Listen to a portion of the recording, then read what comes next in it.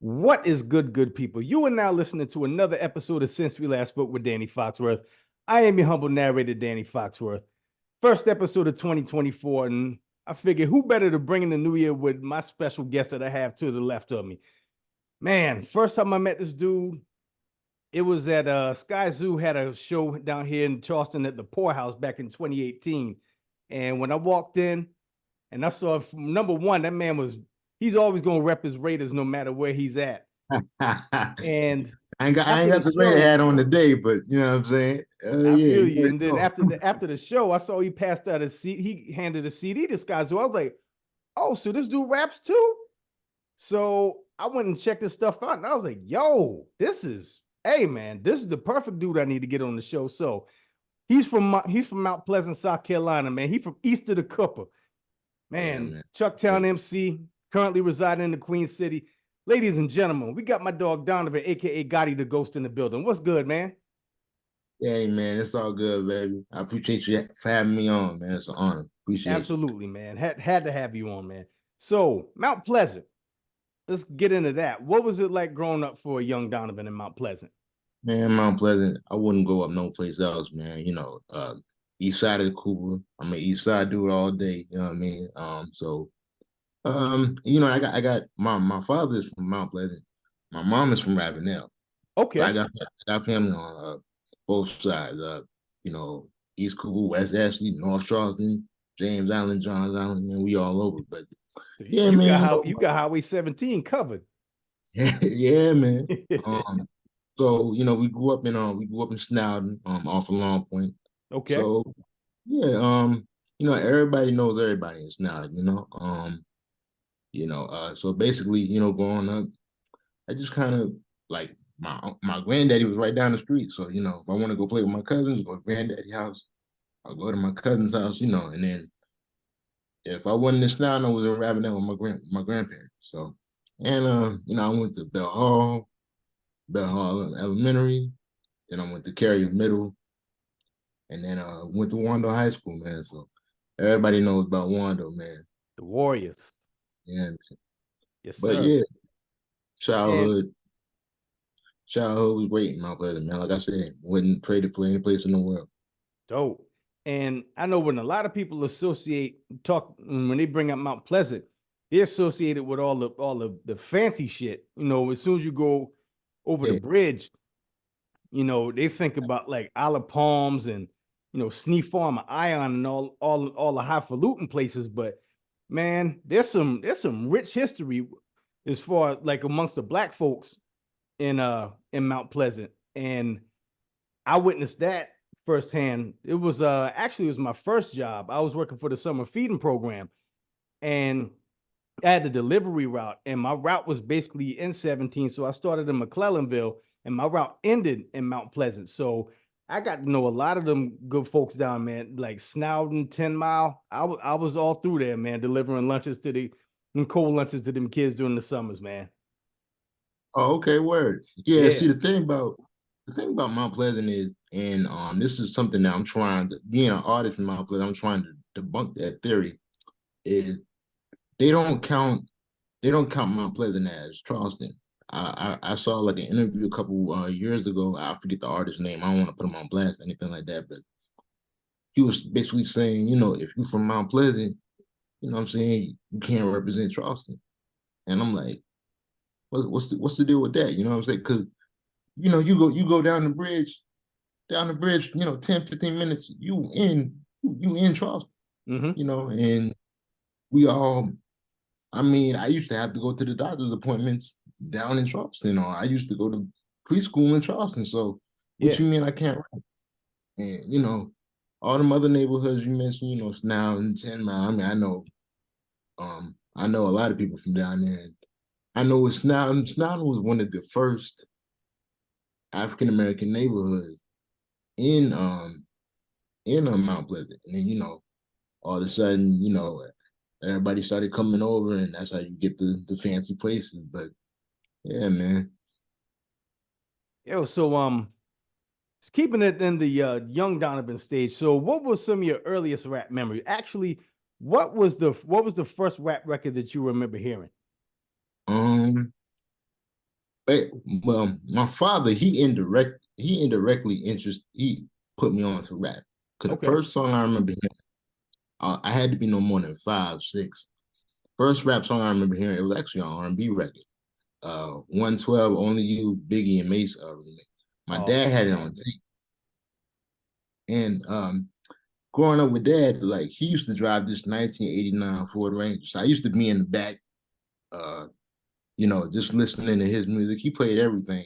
His favorite artist was Whitney Houston, uh, Earth, Wind and Fire, uh, Frankie Beverly and Maze. These are the things that I find myself listening to, like just I'm just connected with it. But going back to the 112 record, he had it on tape. And I just remember hearing Jesus Notorious, just please us on your lyrical thesis, and at the time I didn't realize it, but that just started everything. And I'm trying to sing along to the words. I'm 5. I'm messing all the words up. And I remember going to my granddad's house when my cousin used to babysit us at, and she used to watch BET all the time. oh, So yeah, like and we little kids, we don't want to watch no BET. We want to watch, Legends of the Hidden Temples on Nickelodeon right now. right. so I just remember that day. I'll never forget. She's watching BET, and the song comes on. I'm playing. The song comes on. I'm playing it, and I hear it in the background. I turn around, and I see Biggie and Mase. I didn't know what it was that they were doing, but I said, whatever it is they doing, I want to do that. Because Mase, how Mase be doing, he all Hmm. cool, and Biggie just had that swag, the sunglasses, ladies all around him. And I just thought, yo, this is the coolest thing ever. So just over time, going to my granddad's house, my cousin's house, they're watching BT, and I'm just taking notes of all my favorite rappers. Like, um, I saw Jay-Z on TV. I didn't know who Jay-Z was at the time, but I remember seeing Money in a Thing with JD and Jay-Z.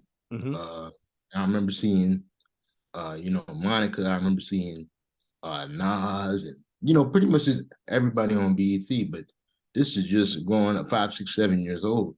So the rap bug really didn't hit me until my cousin Marcus, also my group mate, off pedigree. The rap bug really didn't hit me until, let me see, I had to be probably about 8. And I remember I was doing this little poem thing in class. And then we had to make a poem.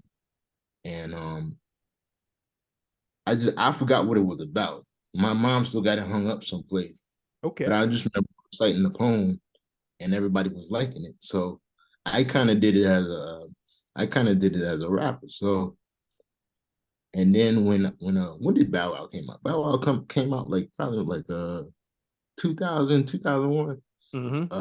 Because up until then, I thought you had to be a grown up to rap. Ah, I You know, got you. So I'm like, and I think I might have saw some kid. I might have been the youngsters or something, but at the time I didn't realize it. But when you see Bow Wow and Little Romeo, and you see, oh, you can be a little kid and do this too. Hmm. For me and my brother, we started playing around with it, and looking back on it now, it's not embarrassing, but it's just hilarious. Our first stage name was the Rap Brothers. It sounded like something from it sounded like something from 1980. The Rap Brothers. Yeah. Cold Crush, all that stuff. So we just started just going off the top of the head, like I'm gonna party all day, all night, and every time I do it, we're out of sight. Like so and we didn't even know what a hook was. So we Hmm. going back and forth at my granddad's house. So we didn't even know what a hook was. So when we were done rapping, I would say, "Hey, take it, Mark," and then take it, Donovan, and then go back and forth. So, we're watching Lil Bow Wow and Romeo in 13, 14, 2003, 2004. That's when. Well, let me go back a little bit. I had a book report that I did. It was fifth grade, and one of the options on the book report was you can do a rap song. Um, so I decided to do it. The book was Ramona the Pest by Beverly Clearly. So I did a rap song called Oh, Remember the Best. Yeah, man. I loved them damn Ramona books when I was a kid, man. Yeah, man. I did that. And the funny thing was, I remember the day before writing it. Mm-hmm. Back in the day, I'm a little kid. It don't take me long to do no rhymes or nothing like that. Um, so I remember the day before I wrote the book report. I heard it was a Redman song, and I'm forgetting what the song was. It'll come back to me. It was a Redman song, but I had the beat in my head, so I'm writing it to the beat, and you had to put a verse and a hook or something like that. Okay. So I think back in the day I didn't know how to count no bars or nothing like that, but Yeah. I would go kind of do a couple rap bars and then I would go Ramona the Pest, I'll get you, something like this. So when I did it, everybody in the class loved it. And that's when I'm like, okay.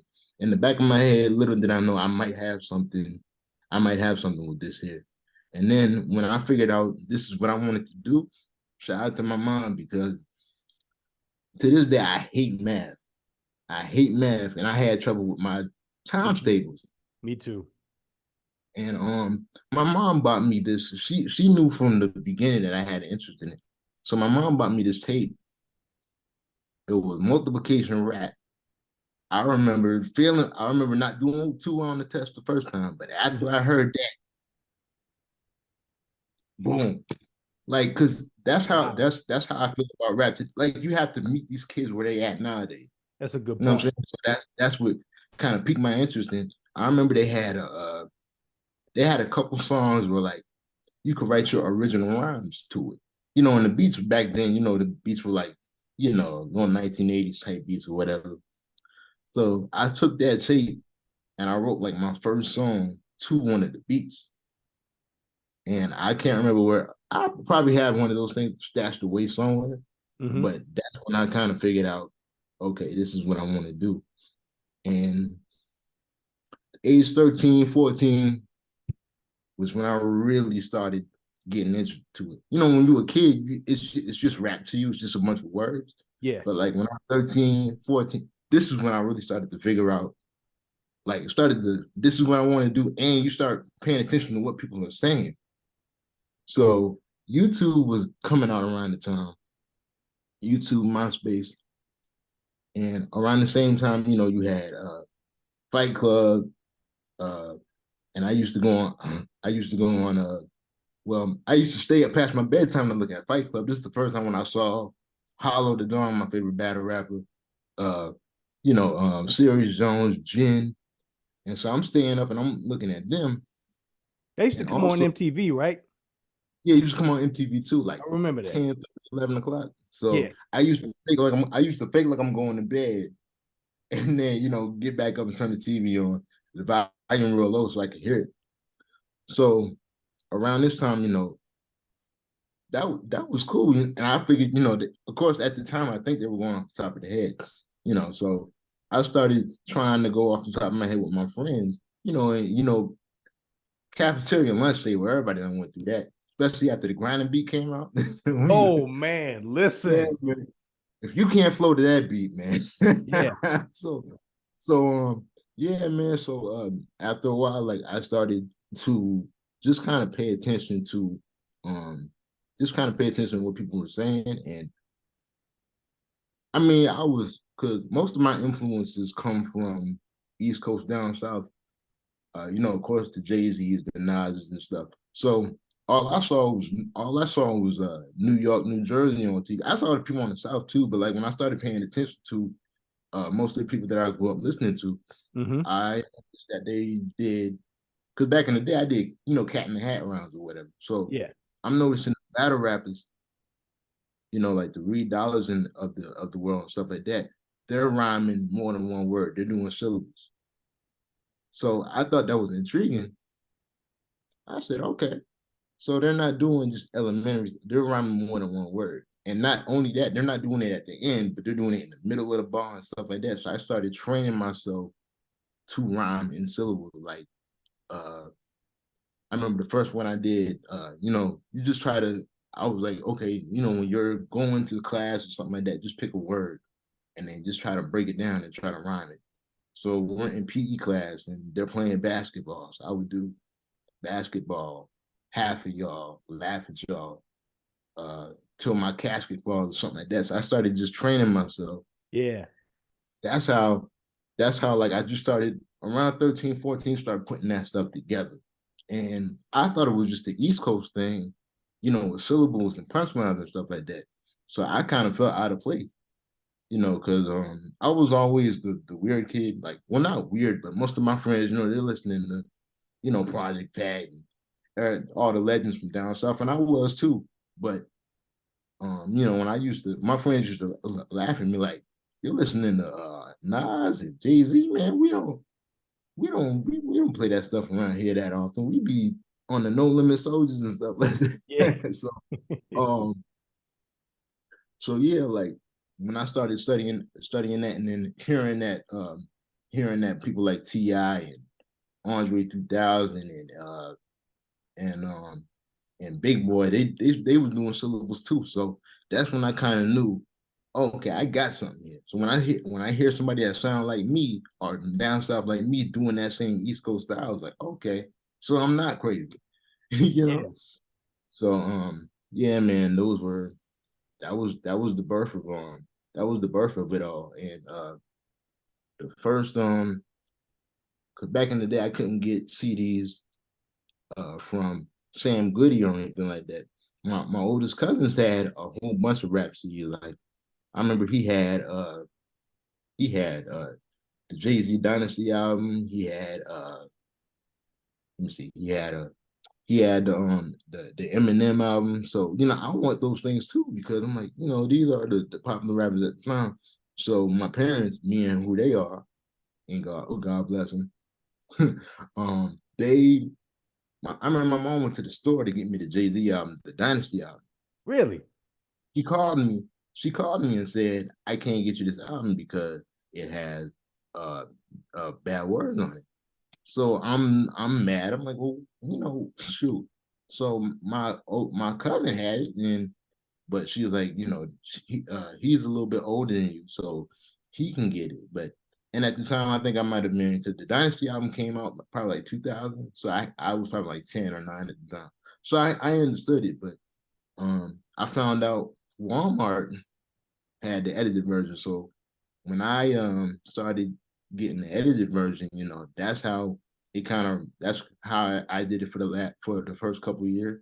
And then after I turned like 13 or 14, you know, I done seen Next Friday and Scarface and all that stuff at my cousin's house.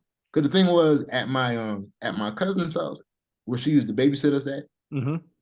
everything that I couldn't do at my house, I did at hers. Yeah. Or I did at all my other cousins' house, because you know, my my cousin Marcus, he used to watch wrestling and the Simpsons. I couldn't watch that, so I used to go over to his house to do it. Then, you know, my cousin Michelle used to babysit us. She was listening to the dirty version. So I'm like, after a while, you know, I done seen all that. So I just started. Of course, you had to start sneaking around. You had to start sneaking around and start listening to whatever you can get your hands on. And we all know after LimeWire came out, that Oh was a man, that wrap. was a wrap. After after LimeWire came out, and all you could get was the dirty version anyway. So what I did was I was like, okay, since I'm tired of listening to the Walmart version, so let me start doing my research on my favorite rappers anyway. Cause at the time, you know, 13, 14, I'm a big Jay-Z fan. So I got the black album from Walmart. So what I did was Um, what I did was, okay. First, I got the black album that was the dirty version. I put that on the CD at LongWire, and of course, that's when I started doing my history. Like, um, I think Wikipedia was coming out at the time too, so I was starting doing my research. Like, 'cause in the back of my head, I knew, okay, you know, Jay Z didn't start yesterday with just the black album. They started somewhere, so I started doing my research. That's how I found out the Reasonable Doubts, the blueprints, and you know, in my lifetime. Same thing with Nas, you know, Illmatic, it was written, stuff like that.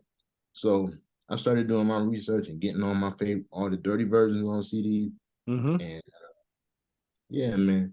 And I think the album that really kind of got me to writing was, and people always laugh at me when I say Lloyd Banks is one of my favorite rappers of all time. They always laugh at me when I say that.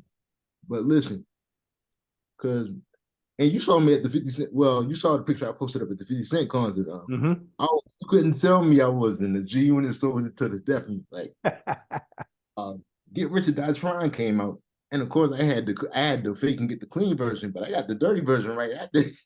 Keep talking. And you know, I just kind of looking at 50 Cent. 50 Cent was like a superhero. You know, you get shot 9 times and you survive. Like, that's my that's my dude.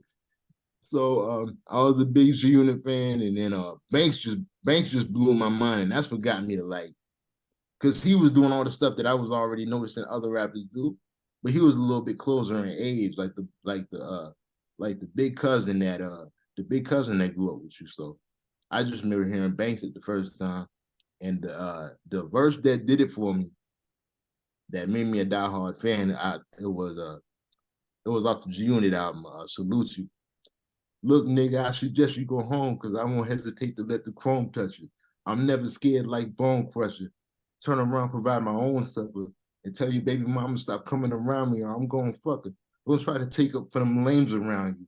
You get shots for free like I flagrant fouled you. I'm on the road blowing grade A haze and brown. Got niggas running like the KKKs around.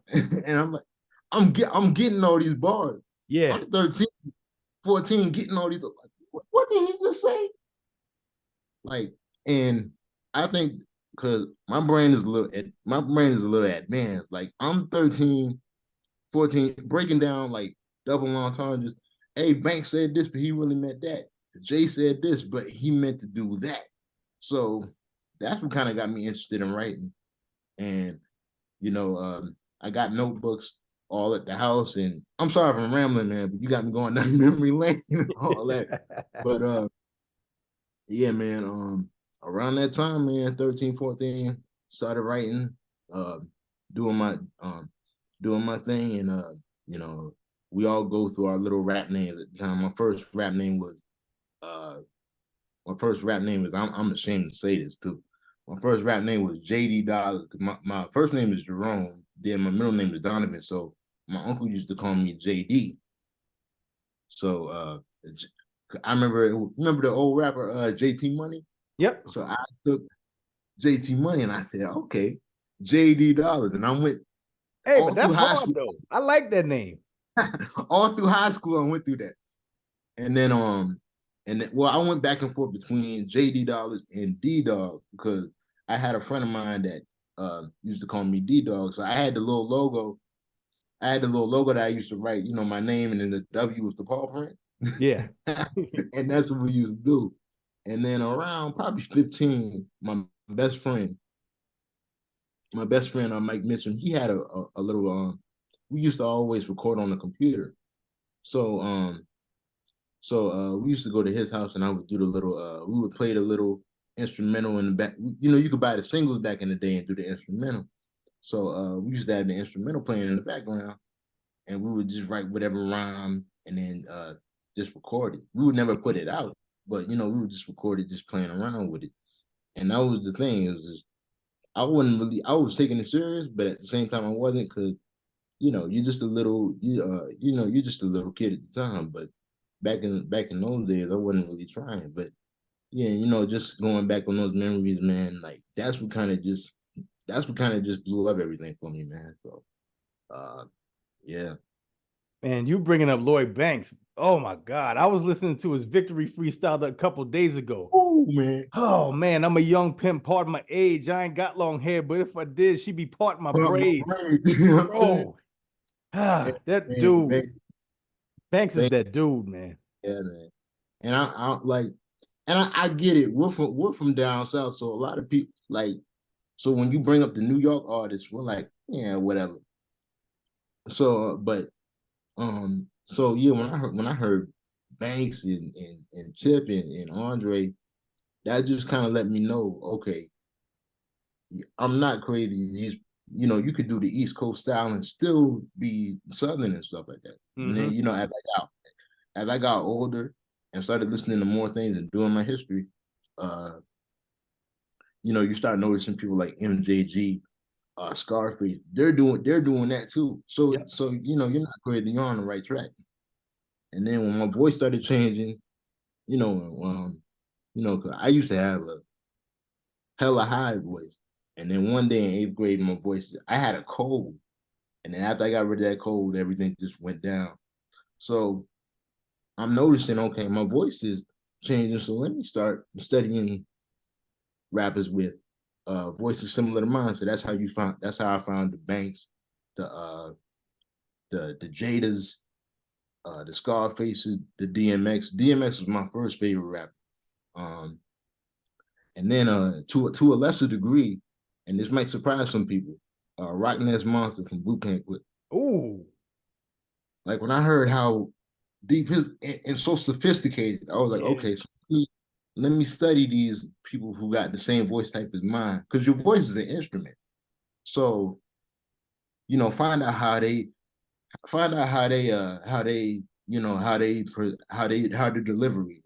You know, sometimes X can be kind of rough, you know, and then Jada had that raspy laid back flow, but Rock had that uh sophisticated flow. Same thing with Banks sometimes, you know. Mm-hmm. So take little little tidbits of that and combine it and make it into your own flow. So yeah, man. Dope. So your high school years going into Wando, did you when you were getting immersed into the rap, were you rapping like were you sharing your raps with your friends? Oh yeah, I'm because you know, back in the day I was kind of shy, so I just gave it to my friends, like my best friend Mike and my other friend Zach, and then of course my cousin. So um everybody would tell me, you know, this is good. And then my friend Zach used to always try to get me to freestyle for dude. And I'm gonna tell you like this. I'm not a I can go like if somebody told me to go off top of the head, Mm-hmm. I could do it, but I know people who can like go off top and you know stay in the pocket of the beat and things like that. I'm not that good. But like you know, I used to take my little rhymes and you know do them at the lunch table. Sometimes I would sometimes I would take a certain verse from Reed Dollars and kind of just remix it because I used to like how Reed Dollars used to go you know just bark on dudes, you know what I mean? So I was just yeah uh in high school, yeah, people kind of knew that I was into it. So I had support from my friends and stuff like that. So yeah, man, it was high school was more like the kind of like the transformation period, I call it. Kind of like, okay, you kind of like this is what I want to do, but I'm still kind of trying to find out what kind of artist I am. And kind of thinking back to my old rhyme books that I had. I used to write my name, you know, D Dog, and I would make up a album title, uh, and then I would like write down like my track list. I would kind of copy the CDs, like okay, I would I used write to down do the my same track, thing too. write down my track list, and I said, okay, I'm gonna get Banks on this track. I'm gonna get I'm gonna get Jada on this. I'm gonna get Scarface on that. You know, Yeah. so yeah. But yeah, I got like a million of those notebooks laying around in the attic someplace. Man, I gotta go find them. But yeah, high school was the transformation period, if you will. And then you know, people kind of, I think I forgot this. This is a memory I had. It was seventh grade when back in Cario. I think it was one of the last days of school because you know my friend Zach is always trying to get me in trouble or whatever. You know, he was like, you know, he told one of my friends told a girl that I could rap. You know, pretty girl, all of a sudden you just freeze up. So I spit a rhyme that I wrote, and then somebody overheard it. They want me to do it again and again and again. And that's when the whole crowd is forming and teachers wondering what's going on. So yeah. So my friends, you know, they were always supportive, man. To a degree, people knew what I was about from that day on, you know. Nice. So then you go from Wando and then further education in Winthrop University. So what made you choose Winthrop? Winthrop came in literally at the last hour, 23rd hour. Because I really wanted to go to Claflin. Okay. I got accepted to Claflin, Furman, Charleston, College of Charleston, and I really didn't want to stay close to home. My mom did, because I'm the baby or whatever. But Yeah. she wanted me to stay close to home, but I was like, nah. I mean, I got family, and we had family in Charlotte at the time, so I want to go. Well, we had family in Charlotte, and then we also had Orangeburg. That's literally just an hour and some change from Charleston anyway. So Yeah. so um so when I applied to Claflin, they had offered me a scholarship, and I went to a visit down there, and their mass communications. That's what I majored in. Their communications department was it was cool. They had dudes making beats in there and all that stuff, and I'm seeing the girls. I'm like, yo, this the spot right here. But Yeah. in retrospect, I'm glad that I didn't go to, no disrespect to Claflin. Both my parents went to HBCU. And they kind of wanted a more diverse education, which I understand. If I could have did it all over, I probably would have, I would have loved to see what Claflin was all about. But in retrospect, I'm glad, because my cousin Marcus ended up going to state. So if we had went at the same time, it would have been, I would have been over there. He would have been over here, would have been ripping and running. So it's Yeah. probably best that we weren't there at the same time. So, but Winthrop literally came in last minute. And I just remember, 18, 17, 18, you just a little horn dog, you know what I'm saying? Um, I remember, going to the admissions office to meet on the tour, and I saw this girl just walk by. Hey, how are you doing? I said, okay, this might be the spot. This might be the spot, yo. So, yeah, it was fun, man. I had a lot of great memories there. I majored in communications. I was in broadcasting. So in broadcasting, if you wanted to, you could have your own radio show. So for a little while, I had my own radio show. It was the Hip Hop Shop. So I didn't want to go by my rap name because I wanted to separate. Uh, I just wanted something a little different. So I'm trying to think of catchy names. Because my inspiration was, of course, I'm looking at Big Tigger, Charlemagne, and stuff like that. So I wanted to go around that, go in that direction. So I couldn't think of nothing at the time. So I went by Don G. Just keep it simple because nobody could pronounce my name or spell my name right. So all the man, y'all just call me Don. So I started going by Don G. And my show was from 4 to 6. That was the only time that I could do it because I had some listeners, but most of the popular listeners had, they were from 8 to 10 or from 10 to 12, more like late night because most people were in class. But I wanted my family to hear me, so I just did pretty much just old school hip hop and stuff like that, and stuff that I grew up on. And again, I'm the weird kid because most of the time when I'm on campus, I'm listening to the stuff that I came up on. I'm not really, to this day, I'm not really a radio kind of person. I'm the, if everybody's listening to this, I'm the one that goes left. So, everybody listen. Well, when you go to the parties and stuff like that, you hear Gucci, you hear Boozy, and all these others. I mean, I knew them, but I'm at the party kind of lost. I'm like, man, everybody getting hyped to this, and I don't listen to this. But Yeah. once Boozy set it off, come on, and all them girls start going off and all that stuff. You start to pay attention then. But Yeah. on campus, I'm just kind of playing the stuff that I came up on. So uh my second year, well, actually my second semester of freshman year, uh I was on the radio with one of my mentors, shout out to Deb, and I was on her show for a little bit. before I got my own. So we're playing all the latest stuff, and then it was like a talk show basically. And I remember when I started my own show, probably after a couple of weeks, I'm asking her, "Hey Deb, how am I doing?" And she said, and I didn't understand this at the time because I'm so focused on real hip hop, real hip hop, real hip hop. I ain't playing that trash or whatever. So I remember her telling me, all that stuff is cool, but sometimes people might not want to hear bars all the time. They might just want to just vibe out, and they might just want to dance along. So again, at the time I didn't understand. I'm like, man, that's what's wrong with the game now. Everybody, because at the time, everybody from down south is just kind of just like dancing and singing. I'm like, man, these dudes ain't rapping, they singing. So Yeah. I'm like, man, when can we get back to the bars and what we the Outkast, the Tips and the Scarface? When can we get back to that? So that's what I was focusing. So at the time, I'm getting most of my music from underground artists or just old people.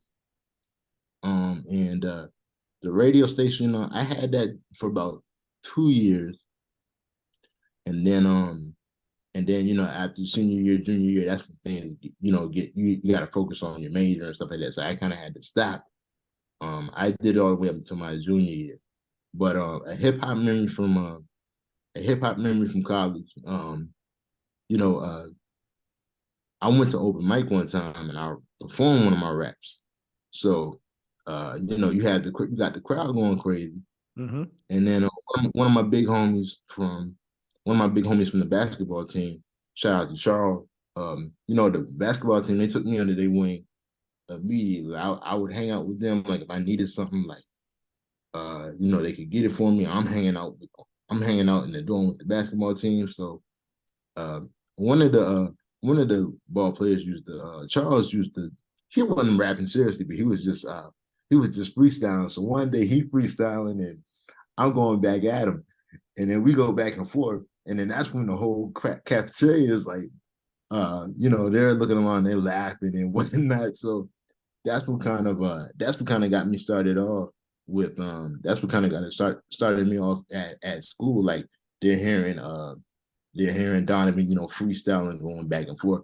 That's what I mean by free, just kind of like cracking jokes or whatever. Like if he was Yeah. eating something that he had on something on the side of his mouth, I would talk about that.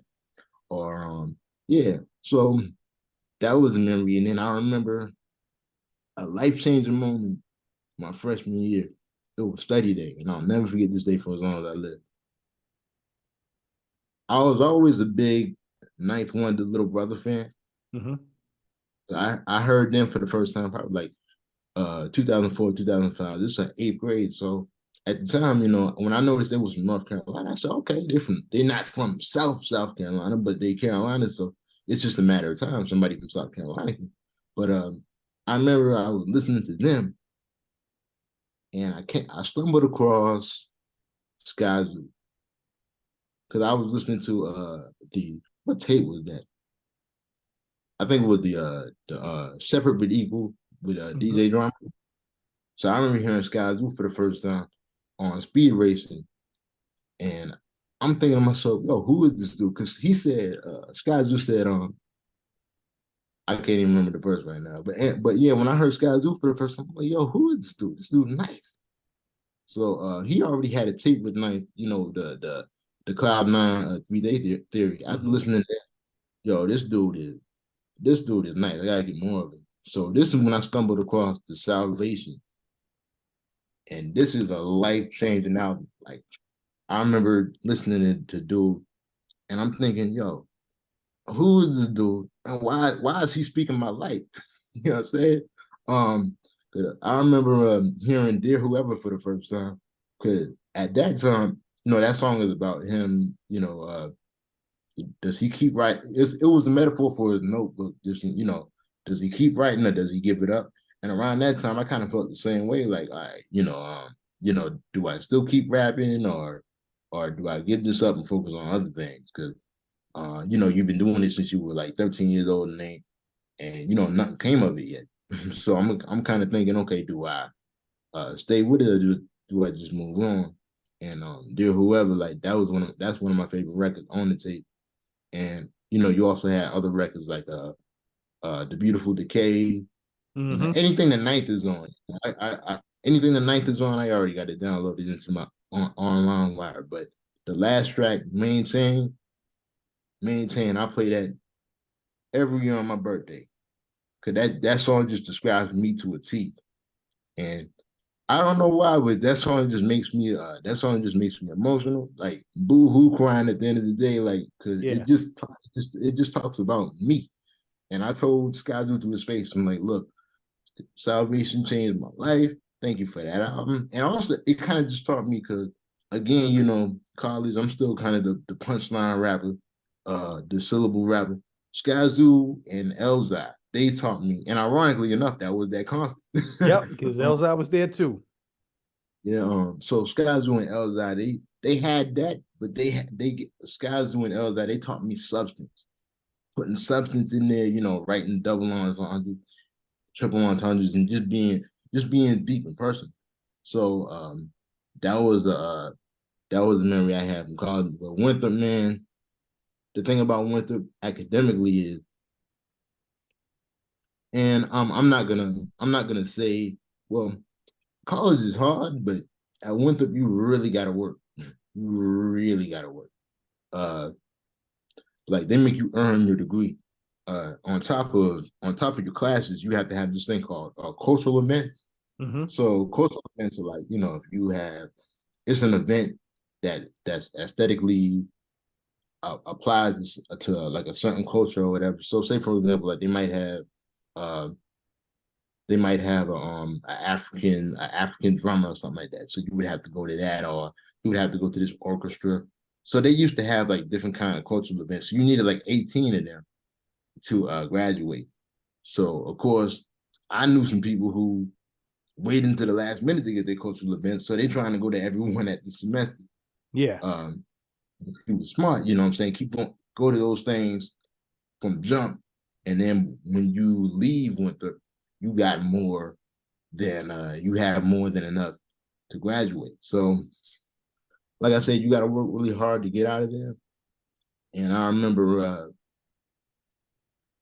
senior year, junior year, I was struggling a little bit in school. Um, my grandfather, who was a very big influence on my life, he passed away. So I'm suffering, like I'm going through depression and all that, trying to fight and all this stuff right here. So I found out, long story short, I found out I wasn't gonna graduate on time. Cause you can get out of there in 4 years, but the average is like 5 years. So I ended up being there for 5 years. So I found out, okay, I'm not gonna graduate. That was low key kind of devastating. I'm like, man, what do I do? So I'm telling my parents, I'm not gonna graduate on time. And mom, you just don't want to let you don't want to let your parents down, period. But Yeah. I just remember hearing my mom's reaction to it, and I'm like, damn, you know what I'm saying? So I remember that summer. I'm at my grandmother's house, and I was just down in the dumps, like, man, what are you doing? You gotta go back to school. You're not gonna graduate on time. Like, you're basically in a rut, man. So I just remember a voice in my head, and this was God saying, okay, so you gonna sit here and feel sorry for yourself, or you gonna get up and do something.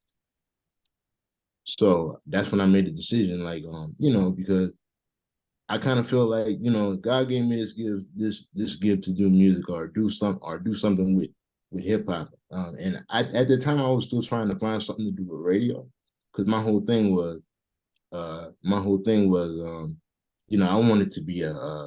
wanted to be a radio host, and do my own show and whatnot. So a lot of times, I was trying to get an internship, but I didn't have the GPA for an internship. And then, so there was a lot of things just going on at the time that, like, you try to do something and you just keep failing and failing and failing and failing. So at that time when I'm at my grandma's house, I'm just like, okay, now I'm tired of I'm tired of doing this thing and falling short. Mm-hmm. So I need to change something up.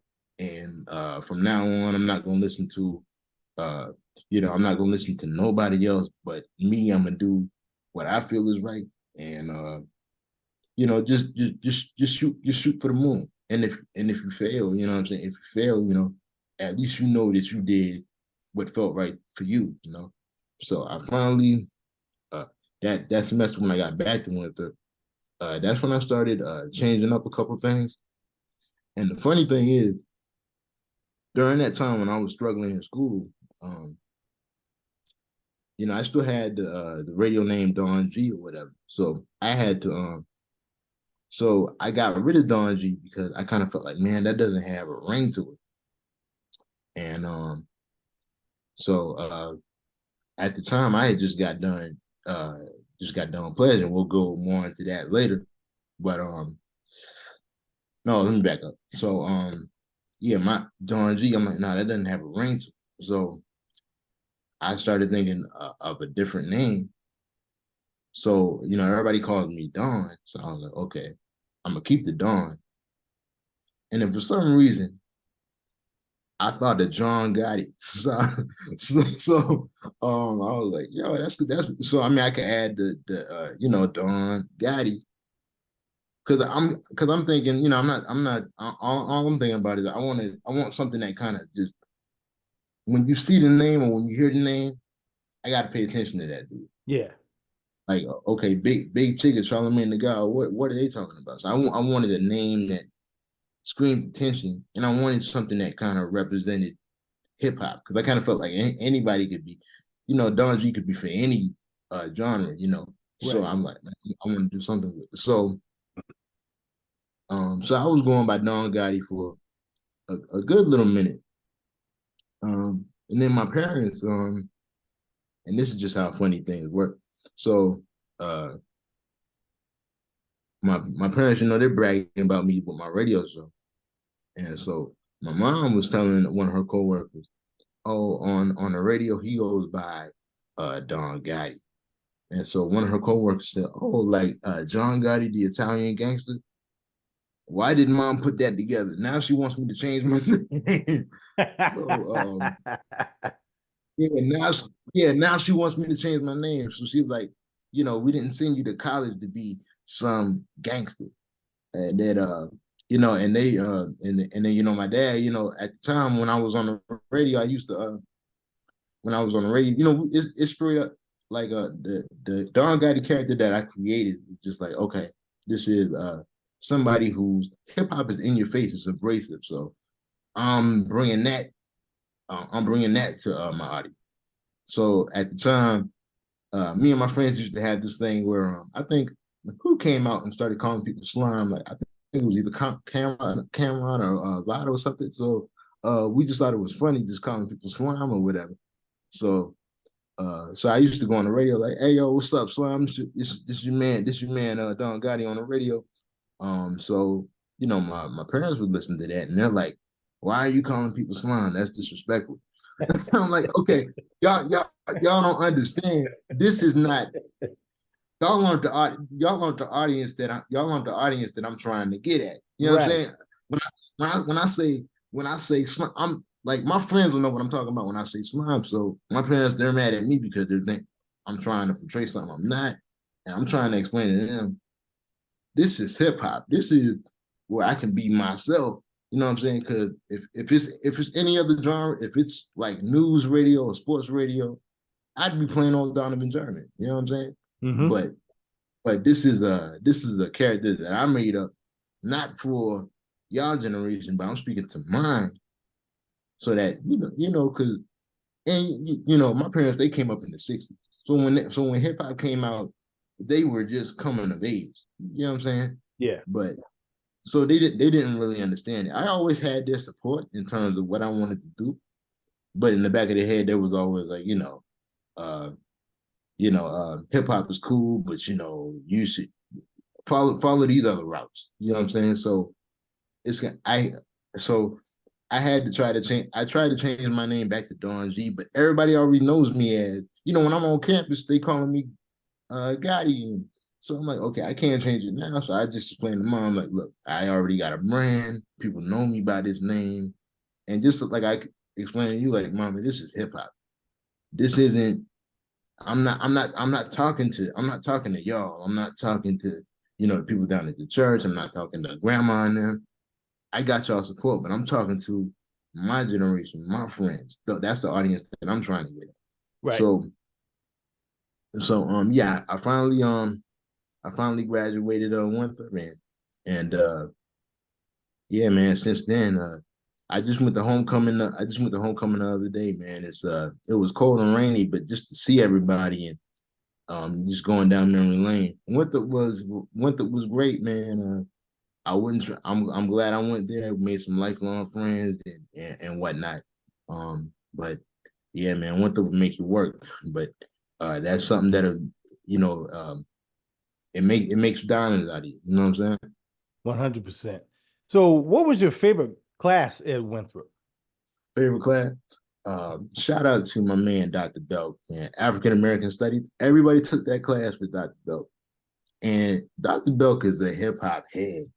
I used to be, after class, just kind of talking to him about the stuff that he grew up on, the Public Enemy, the Big Daddy Kanes, the Rakims, and I already had some knowledge of them, of course, because I studied Jay-Z and things like that. So I knew about Kane and Slickwick and stuff like that. But it was just dope to hear, like after class, after you hear about the different history of African Americans and what they went through. And I would just pick his brain, like, so what was it like when Rakim came out? And he would be like, man, I remember when I was so and so years old when Rakim came out. And I remember people from Public Enemy and what's the other group name? Arrested Development. He would just go on about like the different groups from the '80s and the impact that they had back in those days, and it was just good to pick his brain. He also has in his class, he also had some stuff about the nation of gods and earth. So I just thought that was interesting because you hear Nas calling people God and things like that. So it's like you don't know what they really mean until you kind of brush up and do your research. So Right. Dr. Belt was my favorite class, and he was also a great supporter. Every time I dropped something, he on it. But yeah, you had African American studies, and I was always a history buff because history is not nothing hard. I mean, you ain't gotta memorize no formulas or anything like that. Yeah. History, African American studies, and to a degree, I took a creative writing class here and there. But yeah, man, that was Winthrop. Tight. And then while you were at Winthrop, you also pledged Omega Psi Phi Fraternity Incorporated. So Yeah, talk about that. sure on that. But anyway, so my dad and my uncle, I got hella uncles that played like and my dad too. So from the get go, Oh wow, okay. from the get go, I was raised in it. You know what I'm saying? So I really didn't have a choice. So my pops used to always say, man, my pops used to always say, man, if you come home anything else, you know. So and I remember my dad low key messed up because and he did what he was supposed to do. Because when I was little, I used to go to his homecoming at Fayetteville State. And I would see the well and things like that. And he would be talking to the brothers and just kind of growing up around my uncles and they're, instilling the lessons in me and their sons and whatnot. But when I got to Winthrop for the first time, when my dad dropped me off, first thing he gonna do, he gonna look for the brothers. Look out for my son, man. He's a freshman here at Winthrop. If he need anything, just introduce yourself to him. If he need anything, y'all make sure y'all help. So I remember me and my friends going to it was the annual Halloween party that we throw every year. So I just remember going there, about $5 to get in, me and about 3, 4 of my friends. So my big brother Ray, see me in the line. Hey, Donovan, come on in, man. You good? That's when, Who's in there? and that's when everybody kind of started putting two and two together. Yeah, you go. So yeah, man. But yeah, man, it's the greatest fraternity in the world, greatest chapter. Shout out to my LBs, man. It's the greatest thing in the world, man. And like I said, I grew up in it, so all the cardinal principles that we have, my dad instilled that into me from a young age, So I love it, man. And I pledged fall 12. It was four of us. So and our line name is the Avengers. So I'm the ace, the first one in line. So my name is Ghost Rider. So that was we're all named after superheroes. So growing up, I was always a Batman, Superman, a Green Lantern kind of person. So you have Ghost Rider, and then we have meanings behind the names, but of course I can't go into detail about that. You got you had a Ghost Rider, you had Iron Man, my dudes, and then the Conqueror, which is my trade, and then you have Punisher, which is my tail dog, my four dog. So I started doing research on Ghost Rider, and I found out that I could identify with that. You know what I'm saying? So I see why you named me that. So, but there's a deeper meaning behind it that I can't go into, but of course, yeah. So of course, I was going by Don Gotti this whole time. So I started my LB just started calling me Ghost. And that's one of my favorite Wu-Tang members anyway. So there you go. They started calling me Ghost Face. So I'm like, you know what? Let me take my stage. Let me take Gotti. Let me cut the Don off. Sometimes I still go by. Sometimes if you from my neighborhood, they'll probably call me Don Gotti the Ghost or whatever. But let me cut the Don off and let me just do Gotti the Ghost. And I thought, yo, that's so hard, yo. Yeah.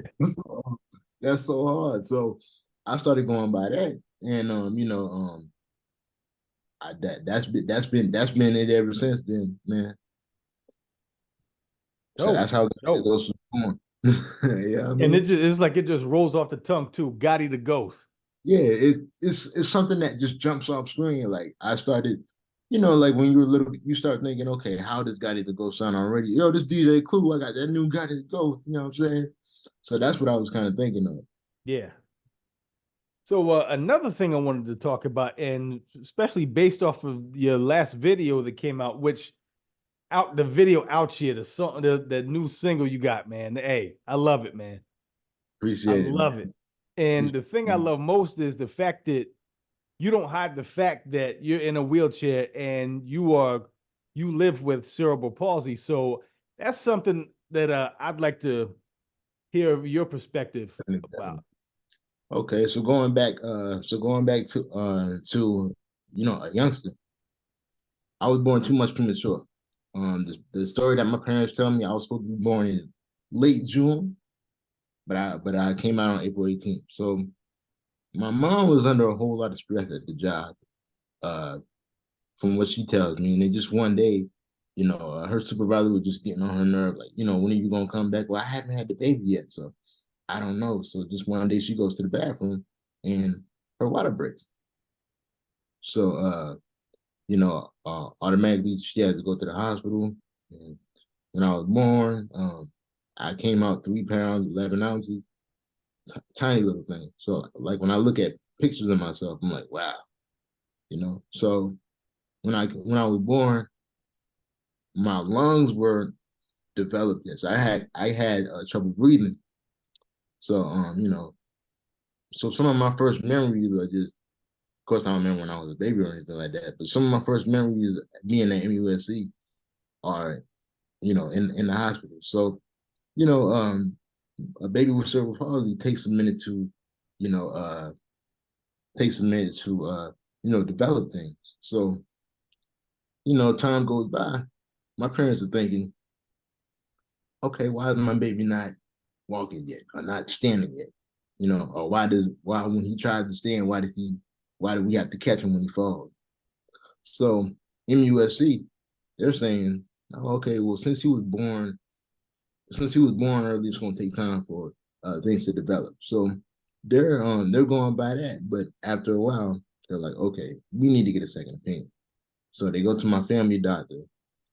Shout out to Dr. Papadopoulos. So he may have, so that Dr. Pap says he may have cerebral palsy after running a few tests. So, you know, young parents, what the hell is cerebral palsy? You know, we don't know what that is. Like, is my baby gonna live? So my mom was so upset when she found out. She immediately got off work and she did her research. Okay, so it's not gonna kill my baby, but he's gonna have difficulty with movements. And for those who don't know, there are 3 types of cerebral palsy, and they have some scientific names to them, which I can't remember or pronounce. So I'll just explain it in the best way I can. You have some people who, you know, it affects either their right side or their left side. I was lucky enough not to have either. And then you have some people who it affects their whole body. I know some people with cerebral palsy who literally are like this. That's how they get the stereotype comes. They can't move their arms, you know, their head is like this and they're drooling. So, and with me, I have a spastic diplegia, meaning, okay, it affects me from the waist down. So, yeah, I'm in a wheelchair, but I also use crutches. I've been using the crutches since I was I had a walker at first, like a little stroller, a little walker. So I used to be running around all over the place. I used to drive my mom's crazy. You know, like Inspector Deck said, rounds running wild like a child in a walker. You know what I mean? So, and so I started using crutches probably around 5th grade, and I was using crutches all the way up until high school because you know, high school is a different beast, and you know, you got to go through because up until up until middle school, you know, you're up until high school, anything before that, you're either in one class or you know, you don't have to go far to go to your special areas or go to your other classes. But in high school, you know, I got to go to this room for first period, then I gotta go upstairs for second period, downstairs for third. You know what I'm saying? So we just started using a wheelchair, and you know, um, coming up, you know, I really didn't understand. As a little kid, you just know that you can't walk really. You don't really understand like, okay, I have cerebral palsy. But from the jump, I kind of knew that I was a little different because you know um I can't play sports with the other kids because okay, I might fall down.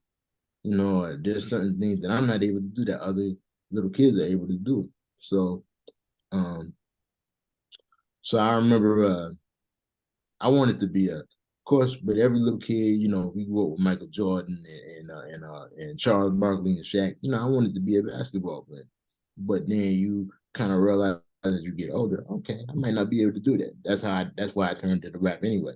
Um, so I just remember some of my earliest memories are like in the hospital, 4 years old, in a cast because you had surgery and you're having you're having your muscle spasms and stuff like that. That's Mm-hmm. why when I get my money right, I'm gonna go to when I have enough money, I'm gonna go to therapy to just talk about it because like I kind of thought to myself recently like some of my first memories are in the hospital bed at 5 years old. Like at 5, you're not supposed to have those kind of memories. You're not supposed to have memories of you going into the operating room. You know what I'm saying? So yeah, so and then your parents are still trying to understand the cerebral palsy too, so that they're learning at the same time. In school, I had to have like in school, you know, I'm in class, but I have to have I have to have an IEP, which is an educational plan for people. So, you know, I might not be like my workload might not be as heavy as the other students, or I might need extra time on tests. and things like that. So all these stuff, you know, me and my parents were learning. And then let's see, because around, you know, growing up, you kind of just feel like when I was 13 and 14 was just a transitional year for everything for me. I just remember, you know, because when you're in elementary school, you know, kids, they don't really, kids, they're not really looking at, they're looking at you. You know, they see that, you know, you're just a regular kid to them. Middle school, high school, that's when everybody is more aware Yeah. of themselves. So, you know what I'm saying? So probably it kind of messed with my confidence a little bit because it's like, well, you realize, oh damn, I can't do this with my friends because I got, and then you know my friends might have, or kids in the neighborhood uh, might invite my sister somewhere, but I can't go, Yeah. or they didn't invite me, or I might be going to, or you know the fair might be in town and we go to the fair, but I can't go on the rides with my cousins because they don't want to be a liability. You know what I'm saying? So it's Right. things like that that you start to notice. And then, you know, when you go try to talk to girls or whatever, you don't know. Uh, and that was really a confidence killer. Like, you know, when I'm around that age, like, yo, the shorty like me, for me, or is she feeling just sorry for me, or does she not like me because I'm in the shit? So these are things that, you know, you just had to learn how to deal with. And I just remember my sophomore year of high school, I finally looked in the mirror and just said, bro, you have a cerebral palsy. Like this shit isn't this, you're gonna have this shit for the rest of your life. Um, and so there's nothing you can do about it, but you can use it to your advantage. And you can use it to your advantage and live your life that way. Like, so I started doing research myself, like, okay, how do people with cerebral palsy live? You know, you have people who with cerebral palsy who can live dysfunctional lives.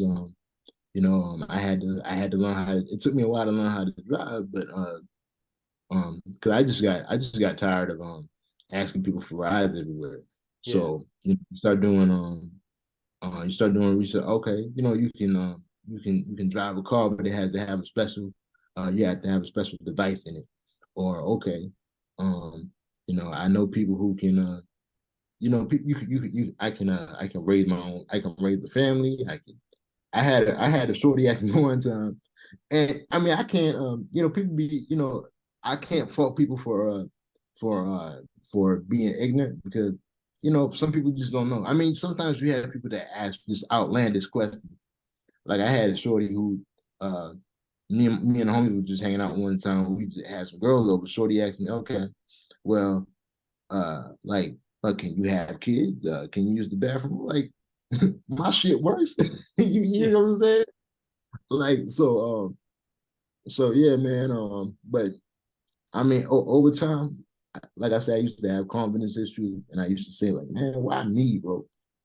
But then, you know, like my grandmother used to say, well, why not you? You got this for a reason. Mm.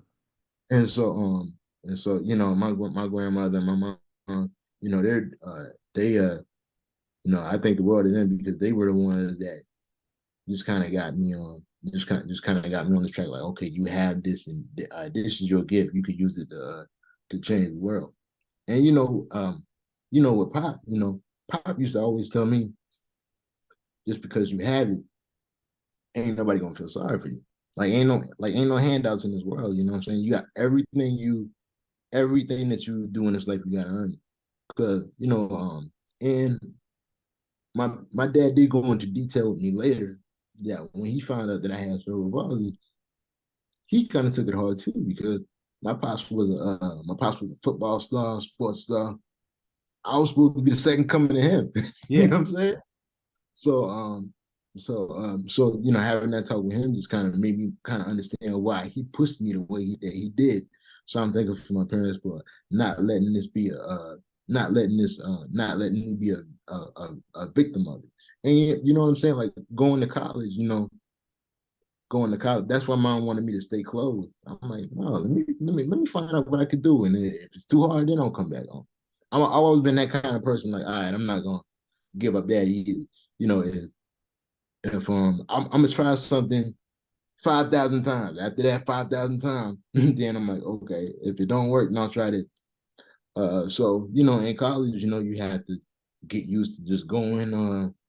You get used to going all over. Because one thing about Winthrop was a hilly campus, going all up and down them hill. That's when I went back for homecoming, I'm like, man, I don't miss all this.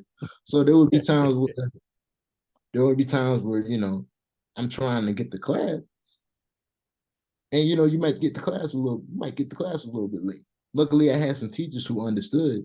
Yeah. Hey man, I get it. And then sometimes that went through the elevator don't work. What am I supposed to do with the elevator don't work? You know what I'm saying? So and then you might they might have to come get some people to lift my chair up. You know what I mean? So it's just certain things that I had to get used to, and I'm thankful for Cerebral Palsy because it just taught me. It just taught me sometimes you got to look at life a different way, And so when I was younger, I used to, like I said, I used to always think, well, why me?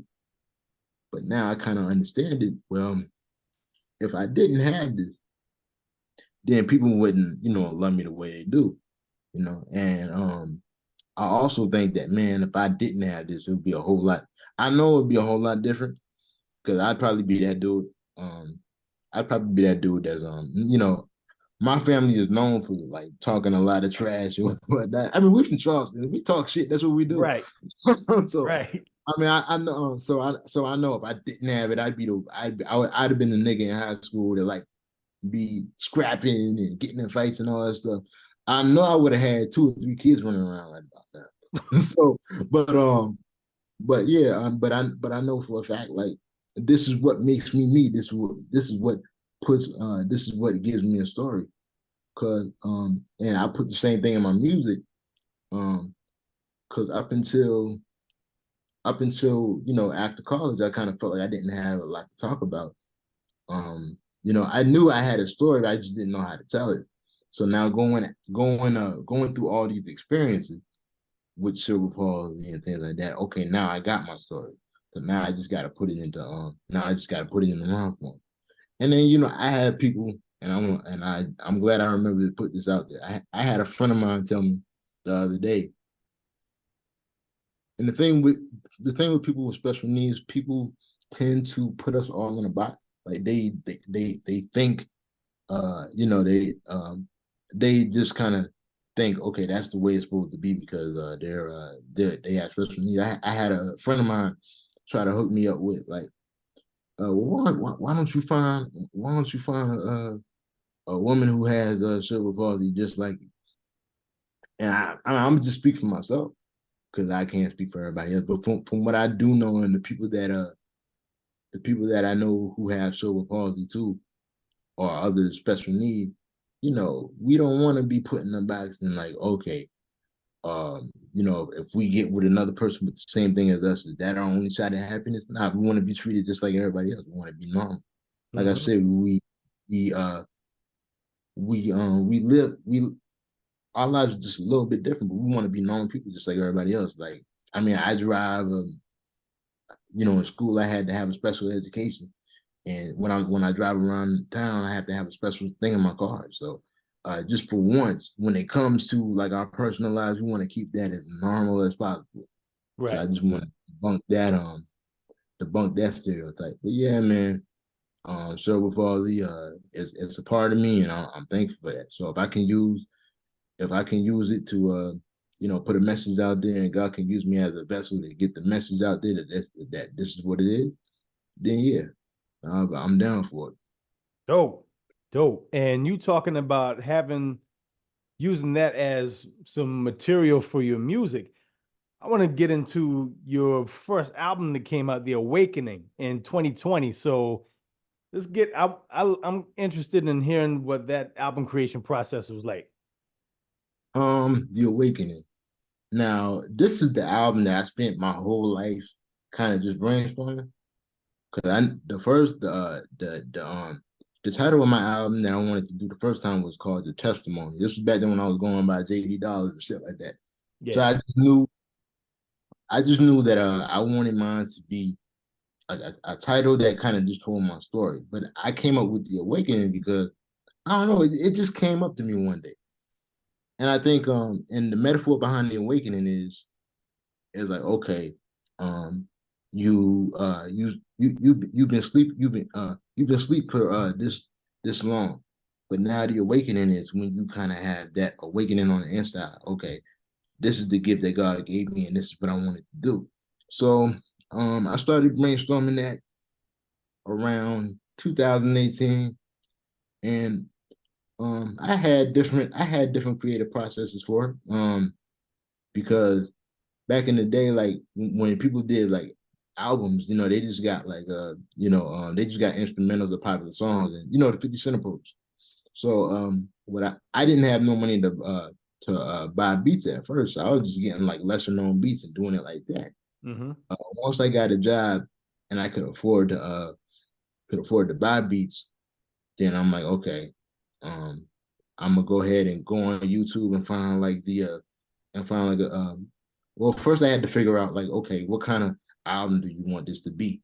And I grew as an artist at that point, but at the time, I'm still in my real hip hop phase. So I'm like, okay, ain't gonna be no dancing. It's gonna be straight bars. It's gonna be storytelling. It's gonna be double, triple entendres and stuff like that.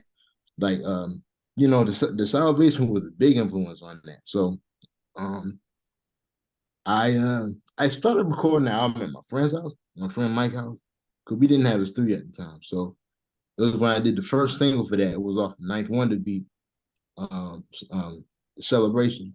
So I found that beat off of the King Tut mixtape, and that was one of my favorite beats on there. So like when I first heard that beat, I immediately ran to my homie's house and I started writing it.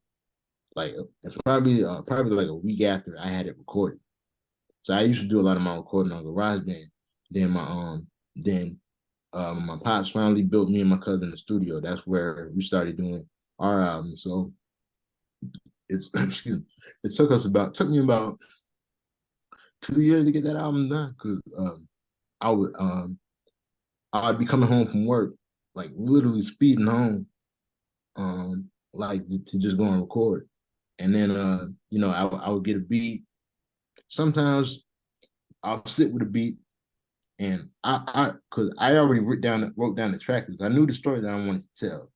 Kind of like, and the way I think I wanted to tell a story. So the awakening is just the story from when I was a little kid, or from going from a dark point to a high point. So like the first half of the album, if you notice, it's kind of aggressive, kind of a little bit dark, but kind of aggressive. And as you go further down the album, it's more happy music. I'm saying that was from darkness to light. That was the metaphor that I called it. Or if you want to push it a little bit further than that, you're asleep during that whole time. It's dark. So when you open your eyes, it's daylight outside. So yeah, it took me about 2 years to do that album. My favorite track might be my favorite track might be Mic Check because I had a lot of fun doing that. Right? That was me, my cousin, and another homie of mine from school. And I heard people, my nephew, he likes the hustle song. I had fun doing that too. But yeah, it was a great process, man. And I learned a lot about myself doing that out because I just knew this is my first album, so I knew what I wanted to do. I was during that time I was listening to I was listening to a lot of Illmatic. I wanted to do my version of Illmatic. I wanted to, because thing with Illmatic is you could smell the pissy hallway. Like you could you're right there in Queens with you, but I wanted to give a picture of my life and like, okay, you could see you're right there with me as I'm telling the story about my life so far. And going back to it, I realized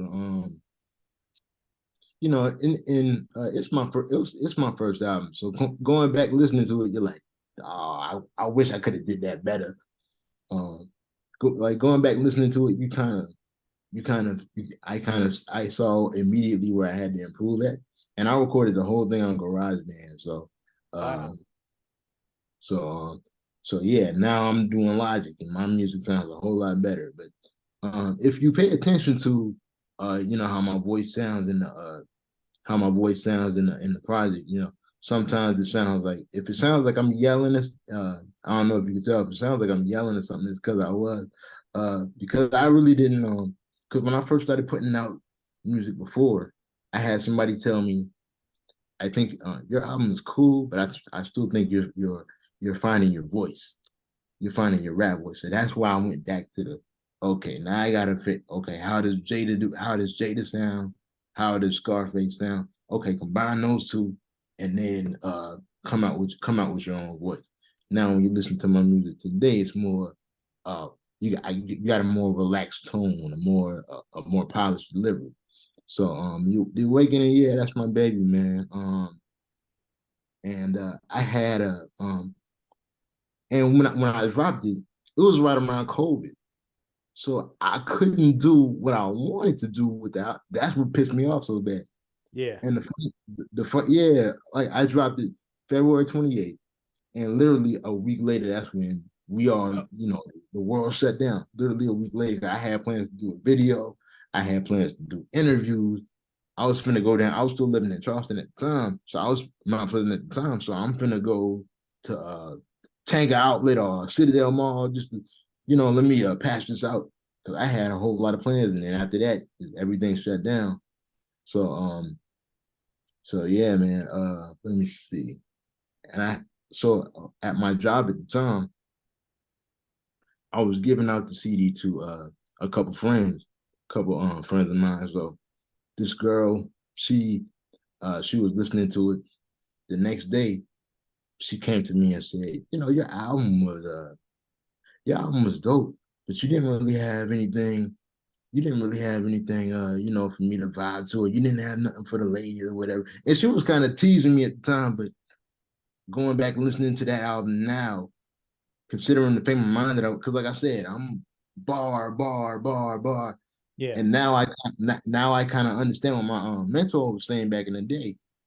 All bars is cool, but sometimes people just want to vibe. You know what I'm saying? So I use the Awakening as a learning experience. Okay, next time around, you know, bars is cool, but now just kind of just cut it loose. You don't have to be in that. You don't have to be in that one box. Because again, I'm big on the whole syllable thing, and being deep or whatnot. Sometimes you don't. One thing the Awakening taught me was you don't have to be in that box all the time. Okay, maybe if I do this record here, I could go heavy on the syllables here, but on this next record, let me let me switch up the cadence a little bit. Let me go into storytelling. Let me talk about let me show my more mature side and talk to the ladies a little bit. And what you learn is you have to have diversity. And one thing that I realized, but you can't be Gotti Da Ghost on every record. And what I mean by that is you can't be the same on every record. So Yeah. you know how certain artists, they have aliases. Banks had Blue Hefner. So when Banks goes into his Blue Hefner mode, he's in his Playboy mode, he's in his ladies mode. Yeah. Wu-Tang was the king of aliases. Meth was to Cal, the Iron Lung, John Blade. Yep. Hot So nickels. yeah, exactly. So, and another low key influence of mine was MF Doom, because uh, I stumbled off on I stumbled on Mad Villainy because I was a Boondocks fan and Okay. heard all caps on one of the episodes. I'm like, yo, who's that? So I started listening to Mad Villainy, and Doom taught me that this whole rap thing is you have to come up with characters, because Doom had Victor Vaughn and things like that. So okay, so I can't be Gotti the Ghost on every record. Okay, let me make up a character for myself. So, all right. So you listen. So when you listen to Out Here, you listening to a Donnie, meth head John Blaze. I'm Don Blaze. How about that? So yeah, you come up, you do that, and then if you want bars, okay, you go you want bars, okay, I'm gonna give you the Phantom. The Phantom is the guy that's gonna be punching you to death, bar after bar after bar after bar. And then sometimes you just got to be playing on Donovan. So you come up with those characters and you divide them, and you just know which bag. Each character has a different bag, so know which bag you want to go into. You know. Man, that's such a dope ass approach, man. I love that in the way that you describe what each character brings to the table. Yeah, man. So that's what the awakening taught me, man. Because just kind of listening back to it, I was just in one bag, and I was so stuck to that approach. To okay, I'm gonna give you bars, bars, bars, bars, bars, and just kind of listening back to it. It's a great album. I'm thankful for that album, and hopefully, when they hear this next joint that I'm working on, they can go back and kind of listen to the awakening and hear the improvement. But what was your favorite track? Man, I love Hustle. Oh yeah, that's my joint, Hustle man. was my joint. Yeah, actually, we wanted to do a video for that one. I had a dope idea, but again, that's when COVID came out. So and we might still turn around and do it. I don't know. Word. I like that. So this next album, how when can the people get that one? I'm shooting for a March release date. We got Baptism by Fire is the title of it. Ooh. And the funny thing about Baptism by Fire, I'm crazy because uh Baptism by Fire is this is a title that I had for a long time. I had this title since I was like probably maybe 20, and I'm 32 now.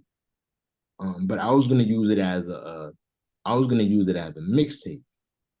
I was gonna do a mixtape and then give it to Chuck T or something like that. And like a DJ Yeah. drama Gangsta Grills can. So so that's what I was kind of thinking. But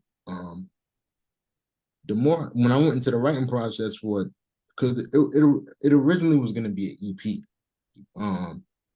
It was just gonna have 5 records. But again, I had a like the girl who told me she wanted to hear more lady stuff from me. I did this song called Dublin Wine a couple years last year. Yeah. No, actually 2022, yeah. So I did a song called Dublin Wine where I was just kind of telling a story about a girl that I met. And I didn't expect that to be as popular as it was. 'Cause I was getting played down in Atlanta, and Good.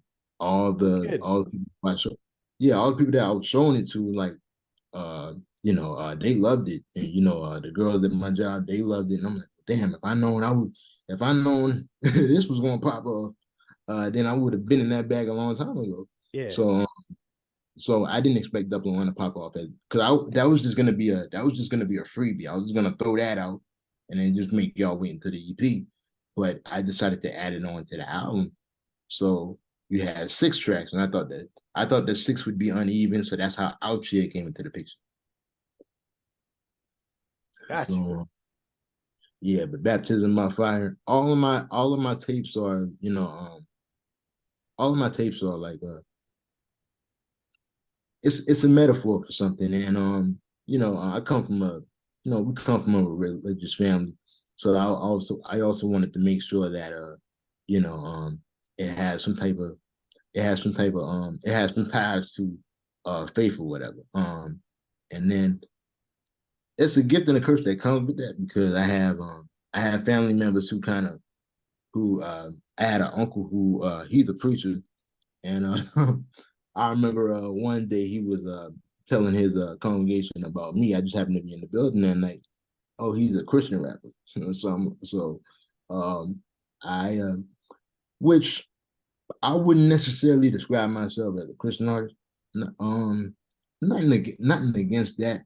But growing up, I heard like my aunt used to have these Christian hip hop albums, and and they were for kids. So most of the time, you listen to those albums, it's okay, praise God, praise. If you're doing good in school, like kind of just showing the positive light Yeah. on Christianity. But what I feel that I do is I'm gonna show you both sides of the coin, because you have on the Awakening, you had those darker aggressive songs. So like, okay, what happens? Yeah, I hear what you're saying about praising God and being on the right path. What happens when you don't got that faith, when you're struggling with that faith? You dig? So I'm gonna go into that pocket more. So I wouldn't necessarily, and besides I most of the Christian rap that I grew up listening to was squeaky clean, no cussing. So I Yeah. and and I curse in my raps, and I don't try to depend on that, because at the end of the day I'm an MC, so try not to use cussing as a crutch, but I only do that if I'm trying to put emphasis on something, or if it's the rhyme scheme.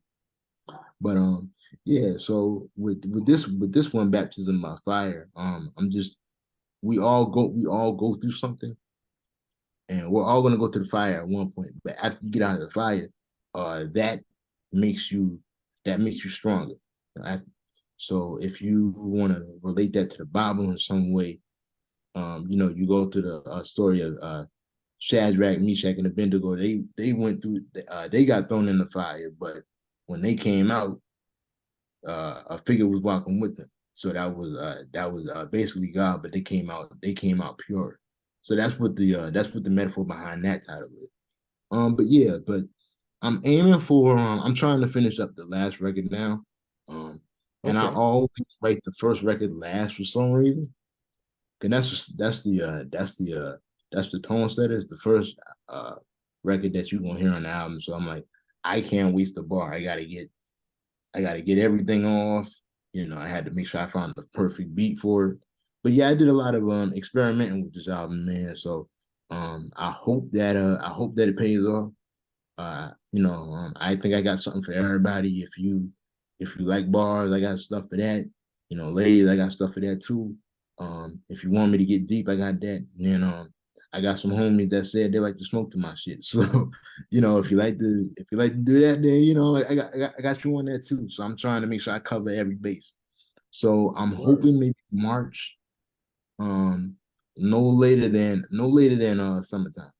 But I'm hoping maybe March. Word. Baptism by Fire, man. I'm looking forward to that one. Yeah, man. I can't wait for y'all to hear it, man. I'm having a whole lot of fun making this album.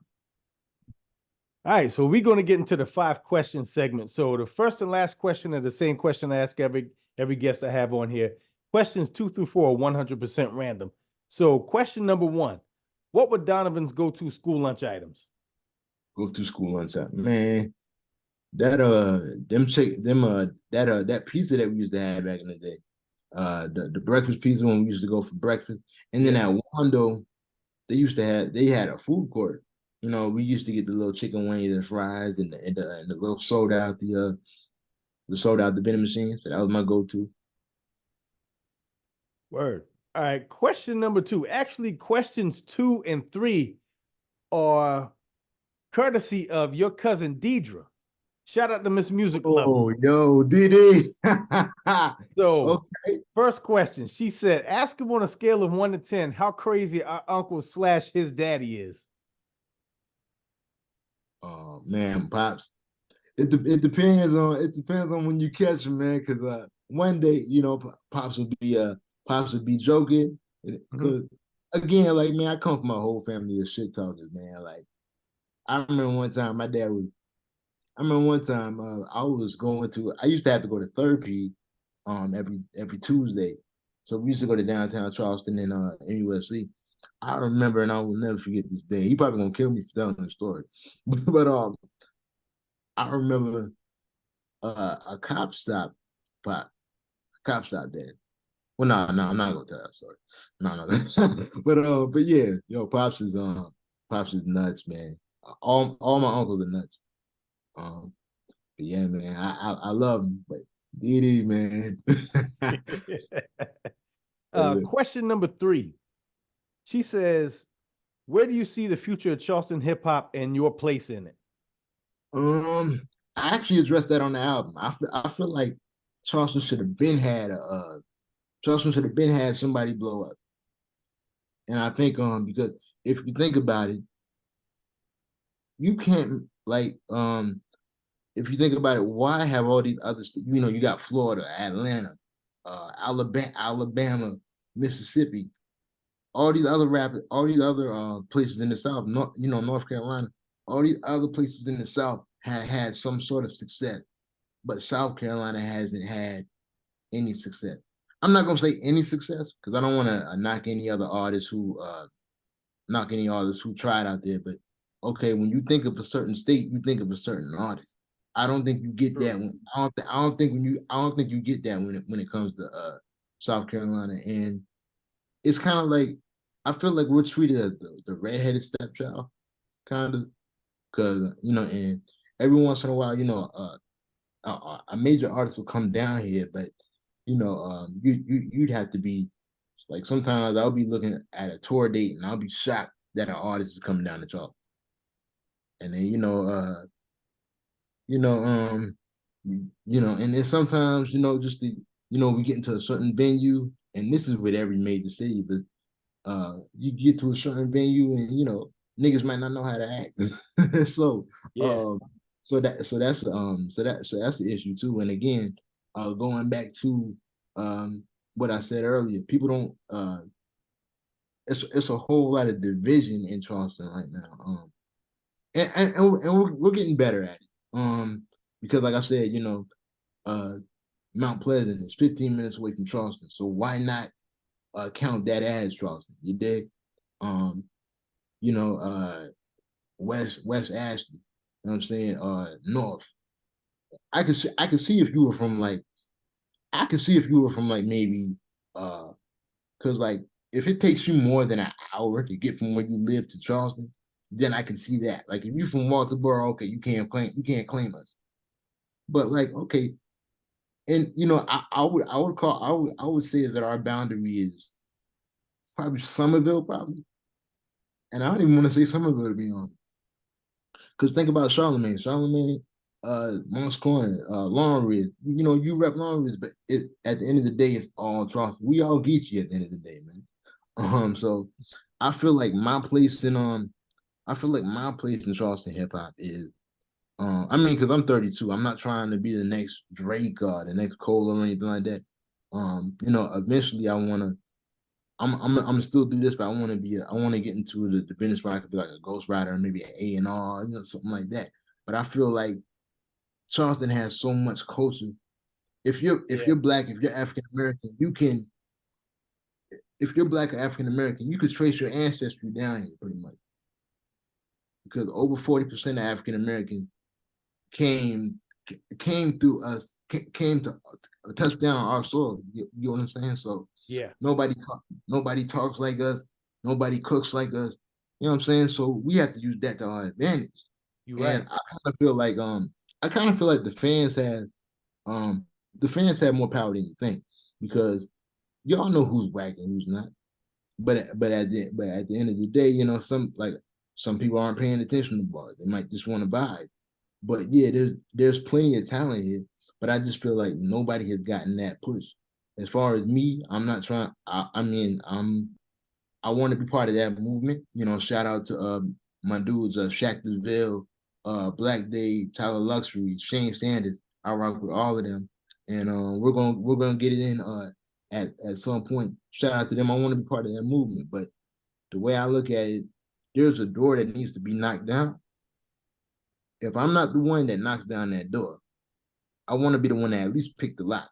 So later on down the line, you can say, okay, I remember Gotti Da Ghost. He was one of those ones who helped that Charleston movement go forward. And I also want to be an individual goal that I have is I want people to respect my pen, man. Because I mean, let me just be cocky. Well, not cocky, but let me just be confident real quick. Because sometimes I'll listen to certain artists from around the way. Not dissing them. Everybody trying to get money, man. Everybody trying to get on. But it's like I'll listen to certain artists and I'm like, I'm better than dude. You know what I'm saying? Yeah. Like the craft that I have love for this craft and like the work that I put in from when I was 15 years old to now. I mean, people from my neighborhood, they know how I get down. People from college know how I get down. But I kind of feel like there's people who still don't know what I do. And part of that is my fault, but sometimes I kind of feel like, man, y'all like, bro, just wait till the next album is what I'll say. Just because after this one, I'm like, okay, y'all gonna know who I am after this. Oh, question number 4. What was the first live show you attended without adult supervision? Uh, First live show. I think it might have been an Absol concert. Okay. That was back when I was in school and I had to catch a ride up to Charlotte, but that was my first live show I did with Out. Was that at the Fillmore? Yeah, at the Fillmore. Okay. And then but the Fillmore is right down the street. So every time they have something now, that's just a short drive. Since then I've been to URL a couple times. And then let's see who else was down there. Benny was down there. The whole Benny experience, that's a whole nother story. but yeah, those were the first concerts that I went to. Man, I was so mad I missed out on Summer Madness when I saw it was going to be in Charlotte. I played myself by waiting too long to get them tickets. And by the time as soon as I heard the announcement, I said, okay, I'm going. Shalon, my sister stay up here, I'm going. And I'm like, man, that's the and the funny thing about it too was I remember because when I first went to the Fillmore, because the thing about these concert halls is I got to make sure I get there early enough so I can go to the front so I can see. Because when you get there a little bit late and everybody's kind of standing around, you can't see. Yeah. So that's how I messed up on the Absol concert. So I got there a little bit late and I couldn't see anything, but people were nice enough to help me get to let me go up to the front. I used to have to hold on to the bar and kind of stand up, you know what I'm saying, so I could kind of see it. So what I did at the Fillmore and every concert since then, I go to the side of the stage. They tell you that you're not supposed to be at the side of the stage, but how I'm slick with it, I say, okay, sir, go up to the security guard. I'll say, sir, I have my disability causes me to have to use the bathroom a lot. So do you mind if I go to the side? So yeah, they're okay, cool. So every 30, 45 minutes, yo, let me fake like I'm going, come right back. So they won't say nothing. You know what I'm saying? So yeah. And man, when I saw the IG post after Summer Madness, you taking pictures with Geechee. I saw you took that picture with Geechee Gotti. I'm like, this dude. Yeah, man. No, but bro, like my favorite, and this is why I got so much love for Swamp, because that he sounds like us. Mr. Coont Newton himself. Yeah, I mean, we don't want to. I mean, I don't want to say Coont Newton, but I mean, but he sounds like us, and I know people from up that way. You know what I'm saying? So that's why I got so much love for Swamp, T-Top, because when T-Top and Bridge first came out, that's when I knew in the back of my head, like, yo, there's only a matter of time before they come down here. Mm-hmm. You know what I'm saying? So I love T-Top. That's like the Young Jeezy of battle rap. I want Bridge to come back so damn much, man. I'm like, come on, man. You and me both. I'm like, come on, dude. Like, nobody is condoning what happened. But I'm like, man, don't nobody care about that, man. And if you don't want to come back, just say that. Yeah. So that you don't get people like hopes up. But I want to see Bridge back so bad. And me and Swamp, I found out that we're pretty much the same age. So okay. So yeah, I want to he has his stumbles here and there, but I think that man he's got it. And I took a picture with him and I told him, I was like, man, I didn't get a chance to get him on this album, but I said at one point you got to get one in. 100%. And last question, what was the last thing that really made you laugh? Let me see. Last thing that really made me laugh. Probably something my family. Probably something my family did. I was looking at a Dave Chappelle special, and the newest one that came out. He had a joke about handicapped people, so I did laugh at that. But something that really made me laugh, like ha ha he he. I don't know, man. But every time that I feel like a good laugh, I mean, because I'm a kid at heart, so I'll look at thank God for Paramount Plus and all that other stuff. So I'll look at all that. Deidre will tell you we used to be in the room looking at Keenan and Kel, and then she'll come and change the channel. So like I'll be looking at those, and then it's not when you're a kid, it's just a show. You know what I'm saying? But like when you go back and you look and you watch it now, you laugh even harder because Yeah. it's funnier and it brings back memories of when you were that little kid. Like I was watching an episode the other day where Kel won the lottery, and that dumb dude, man, Keenan oh yeah, we finna get rich, and he lost the ticket. How you lose the ticket, man? It ended up in somebody's old lady's basket or whatever, and they ended up getting the money. And it's just little things like that just make me laugh, just going down memory lane. Keenan and Kel, man. Shout out to Orange Soda. Yeah, man. And I knew that I mean, because Good Burger, that holds a special place in my heart. So when the new one came out, I was like, I don't know. I'm gonna give it a 6 out of 10 just because it was them. But I feel like this should have came out. The original one came out like in 97, 98. Mm-hmm. This one should have came out probably 2000 at the latest 2007 or something like that. Yeah. You know what I'm saying? I agree with you. Get us while we still young. You know what I'm saying? Now we're kind of older and and they had Kel. I don't know what they had Kel looking like.